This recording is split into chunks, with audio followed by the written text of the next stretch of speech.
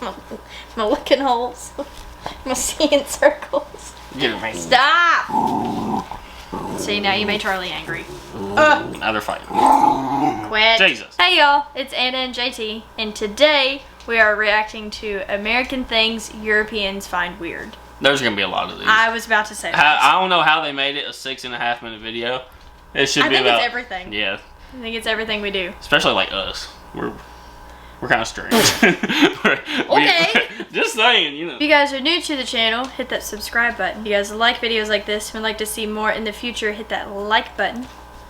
Other than that, let's get into it. If you've ever seen Quentin Tarantino's hit movie Pulp Fiction, you'll know it opens with a scene in which Samuel Jackson shows his surprise regarding the legality of cannabis smoking in Holland and the fact that the French eat their fries with mayonnaise. Ugh, is his reaction to the use of such a condiment. Actually, well, it's pretty good. we can tell you ugh works both ways, and there are plenty of things Americans eat, do, believe, and say that Europeans find plain weird. Today, I did not like that at all. That made my ears itch. Ugh.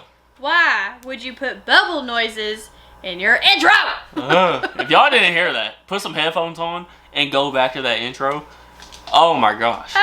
Cheese and rice. we'll look at some of those things in this episode of the Infographic Show, American Things Europeans Find Weird. Don't forget to subscribe and click the bell button so that you can be part of a notification squad. We'll stay with food and restaurants for the time being. As we've discussed in other shows, not everyone in the world is so draconian about tipping. In fact, in some parts of Europe, throwing a buck on the counter after receiving a cold beer would be totally insulting. In many European countries, tipping in some situations can be seen as charity. When visiting the US, many Europeans might find it weird that a waiter or waitress keeps coming back to your table. In the States, it may be seen as just good service, but to some Europeans, it could be construed as someone getting in the way of a good meal. That meal, by the way, could be about 3 times larger than many people in Europe are used to. In general, American food portions look to some Europeans like they're supposed to feed 2 people. It may also seem like an act of largesse to some Europeans when someone keeps refilling their glass of soda or cup of coffee for no extra cost. In terms of the food itself, as we noted earlier, Americans and Europeans have very different ideas about what goes with what. Pancakes for breakfast with fried chicken? Are you kidding me? Says the traveling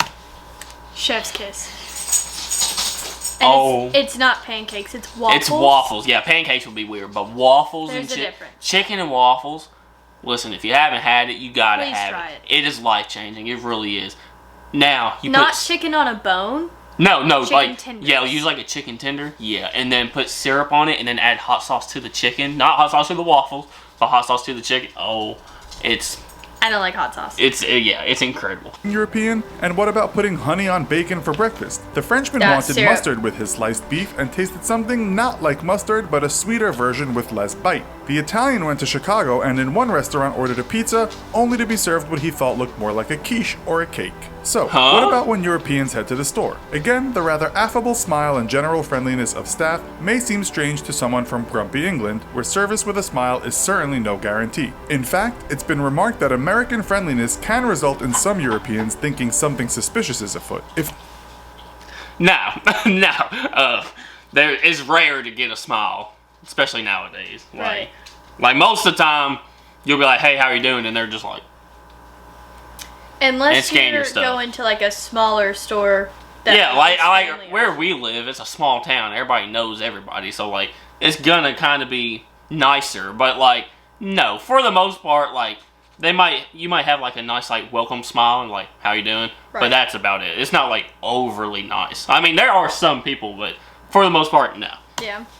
If that European is in the store to buy a pack of cigarettes or a bottle of wine, they may be extremely surprised when they get asked for ID, as that might not have happened to them for over a decade or two. On top of Europe mainly having laxer laws on age restrictions, IDing people is not such a big deal as it is in America. Only in July this year, Oasis frontman Liam Gallagher said he was ID'd in the US after trying to buy cigarettes. He tweeted, "I've just been told I can't buy cigs unless I got ID. I'm 40 has the world gone mad?" Isn't that because like their bosses can like check the camera and like most of the time like you show them, they're not really like reading your birthday. You just have to flash an ID. You just literally just have to look at it so that way you can say, "Hey, I looked at his ID." Right, and that's saying that you look old enough, because I used to have to ID people all the time. Yeah.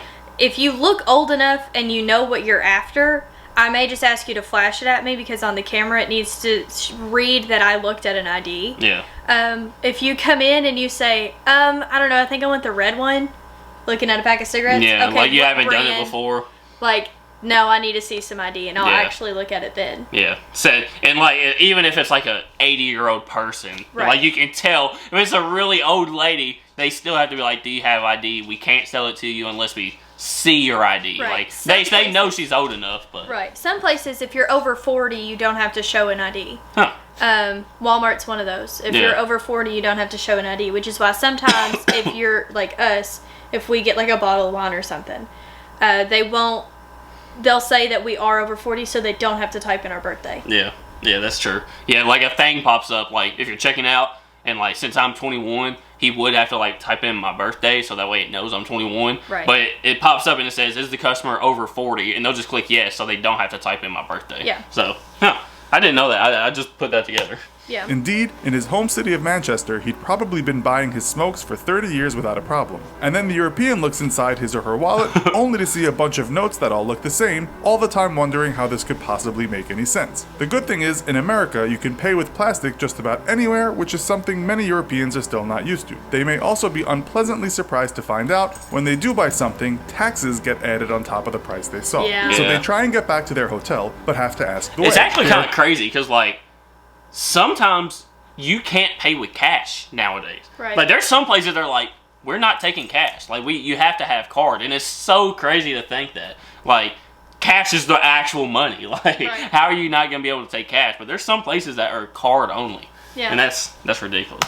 We're told to walk 6 blocks this way and turn left. Only for some Europeans not familiar with the US, giving someone directions using blocks may seem weird. Parts of Europe were not built with city blocks in mind and just gradually spread in a way that makes it hard to find your way Yeah, around. I want to know what blocks are. I don't know blocks. We live in the... We'll tell you a mile or two. Yeah. Go a mile or two in this direction and then turn right. Yeah, you tell me 6 blocks down, I'm going to be like, what the hell does What's that a mean? block? Yeah. We don't know what When that they is. finally do get back, they settle down to watch some TV, only for some reason the shows are interspersed with commercials that seem to be longer than the actual minutes given to the actual content. Facts. This drives some Europeans crazy. At Us some too. point, they Yeah. might come across World Wrestling Entertainment and be quite confused at how some Americans can get so worked up about what to them looks like an act with an ending already scripted. Listen. Because it is. It is, but here's what you go through when you're a wrestling fan. You love it when you're a kid. Yep. You can't get enough of it. Then you hit about 15, 16, and you're like, okay, this is fake. You know, Yeah. I've heard the rumors. I can clearly see it's fake now. It's fake. And you kind of just like, don't watch it anymore. Yeah. Till you hit about 22, 23. And then you're like, hold on. I don't really care that it's fake. This shit is awesome. Like, Right. this is then you go wrestling. back to it. Yeah, then you get back into it. I always really liked wrestling though. Yeah, like growing yeah, up. wrestling. I love wrestling. We didn't have cable Yeah. at my house, so it was a big thing for us to go to somebody else's house on a Saturday or a Friday night to go watch wrestling. Yeah. And like that was our thing. That's what we did. And commercials, we all hate commercials. We all hate 'em. Like, we don't watch cable TV Because of simply because of commercials. Like, when I can just have YouTube Premium and skip all the ads and And never get a commercial again, like we could have Hulu and pay for no and, ads. Yeah, pay for Hulu Premium and don't get any ads. Then that's what we're gonna do. Yeah. We are not one for commercials or Yeah, ads. forget that. You may have to be an American to enjoy that kind of drama with such passion. Turn over to the news, and depending on the channel, this may also look something like a drama or a soap opera to a European. They That's may true. easily believe they are watching a news satire. One of the great things in America, though, for some Europeans at least, is the fact that some things are open 24/7. Can't sleep? Just go out. Shopping hours are relatively quite restrictive in many European nations. Not anymore. No, not That, anymore. since COVID, there are, like, pretty much nothing's open 24 hours anymore. Except for what's it called, Insomnia Cookie or something like that. Huh? That's a place that's recently like popped up all over the United States where you could go get like desserts Just whenever. at any time. Yeah, but Because I mean, it's called besides, insomnia. unless you just want desserts. Like, I mean, like Walmarts and stuff, they used to be 24 hours. Now they close at 11. They close at 11. Like, you cannot go anywhere.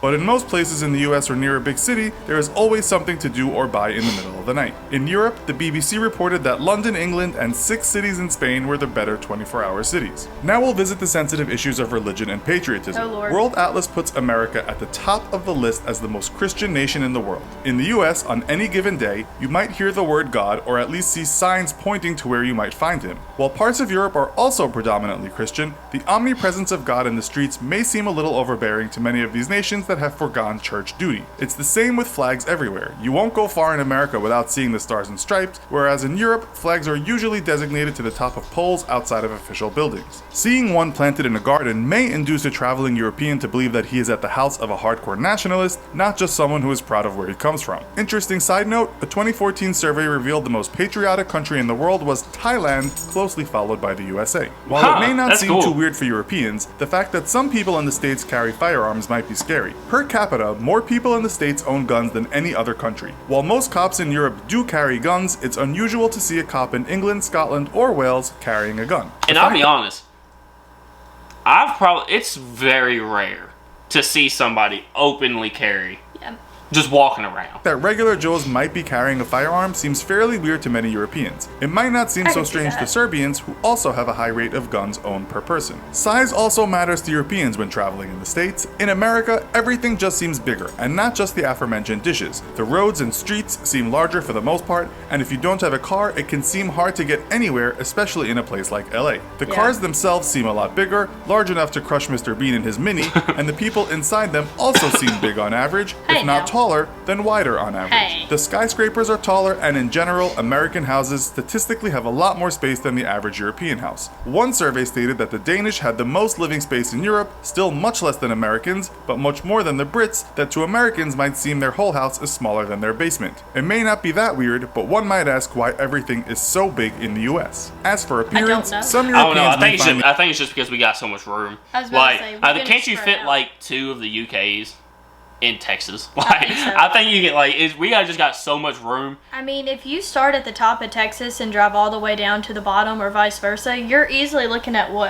almost a 24-hour drive. I don't even know. It'd be a while. It would be a hot minute, especially Texas. It's huge. Yeah.